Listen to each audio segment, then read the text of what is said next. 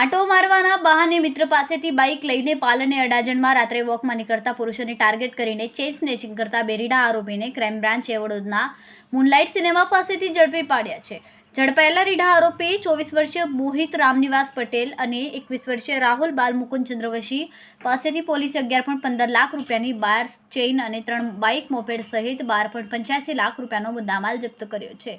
વર્ષ 2024માં પાલડાજણમાં સ્નેચિંગના 12 ગુના ઉકેલાયા છે. બંને રીઢા આરોપીઓ ચેઇન સ્નેચિંગ કર્યા બાદ ચેઇન વેચી તેના રૂપિયા મુંબઈના ડાન્સ બારમાં રૂપિયા ઉડાવી દીધા હતા. પોલીસથી બચવા માસ્ક પર બંને સ્નેચિંગ કરતા હતા. ઉલ્લેખનીય છે કે રીઢો મોહિત અગાઉ લૂંટ સહિતના 21 ગુનામાં ઝડપાઈ ચૂક્યો છે. વર્ષ 2020માં તે પાસામાં પણ ધકેલાયો હતો.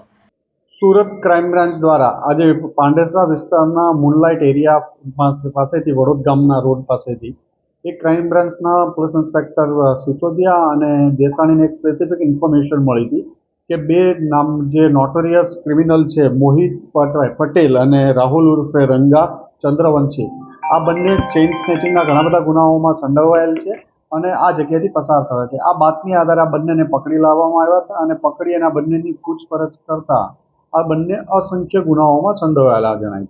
અગાઉ મોહિત પટેલ છે એ 22 ગુનાઓમાં ચેઇન સ્નેચિંગ, બોડી ઓફેન્સ જેટલા ગુનાઓમાં અલગ અલગ પોલીસ સ્ટેશનો સુરત શહેરમાં પકડાયેલો હતો અને અત્યારે હમણાંની પૂછપરછમાં આ બંને સુરત શહેરમાં 12થી વધુ ચેઇન સ્નેચિંગના ગુનાઓમાં પકડાયેલા સંડોવાયેલું જાણવા મળ્યું.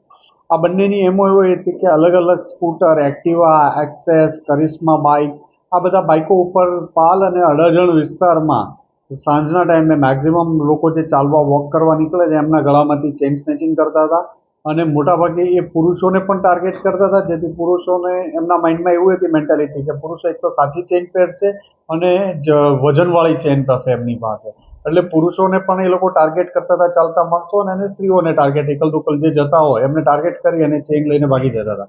આમની પાસેથી અંદાજે 12 લાખ કરતાં વધુનો મુદ્દામાલ રિકવર કરવામાં આવ્યો છે.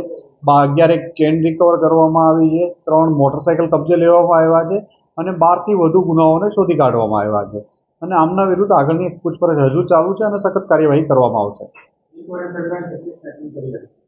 અત્યારની જ પૂછપરછ દરમિયાન છેલ્લા 4 થી 5 માસ દરમિયાન 12 ગુનાઓનું એમ લોકોએ કબૂલાત